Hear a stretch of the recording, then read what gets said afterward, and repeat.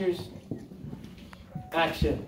Matt, Julie, Colleen, Lily. All right, so in our workshop, we talked about a couple things. One of the things we talked about just basic connection. This is making a technique we're celebrating. We talked about, sometimes we think of connection, we talk about how we're going to stretch. So I can think of tic-tac-toe. Middle row, front row, back row. She has the same.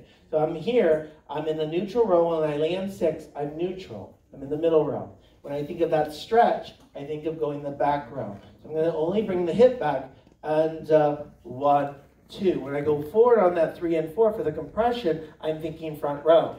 3 and 4 and 5 and neutral on 6 to the back row. And we talked about that for a little bit on different various moves. I talked about trying to really learn to land 6, then stretch. Because what I find that everybody wants to do, we get in a hurry and we immediately flop into the 6 instead of landing neutral and rolling into the 6. Cool. Next, we talked about starting to some lines. We talked about a whip. On a whip, we talked about making sure my partner comes through my right side, relaxing the arms. Sometimes we keep that bubble, this post, and it makes my partner go around me instead of through the line of slots. Cool. Then we talked about a bow whip. So basically, I'm doing the same thing of a whip, but I'm going to turn to my left. 1, 2, 3, and 4. As I would do a whip, I typically would be facing my partner, so I'm going to do the same thing, split the rails on the 4, take my partner in. We talked about her lying on this.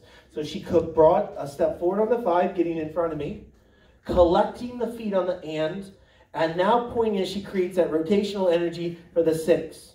We talked a lot about how her arm, if somebody was downline, would I see her hand? If she flops her arm, if I see it on the back, it's too much. If I go in the front, it means that she didn't rotate enough. So I really want to make sure dealing cards land with the snap of the wrist or snap of the elbow. Dealing cards, but just flip the hand. Cool? There. Then we talked about this turn for that triple step and a triple step. From the side, 1, 2, 3, and 4, 5, and 6. I feel the connection through her rotation. I actually feel it here. And then I shift her for a triple step, triple step.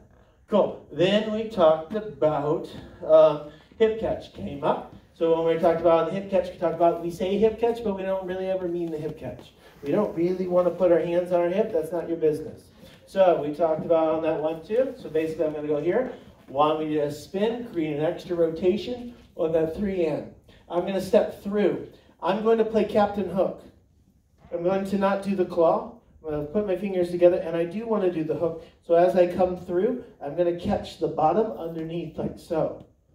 What happens is we get too far, and then my hand starts getting closer to her belly, and then that's where we get the dig in.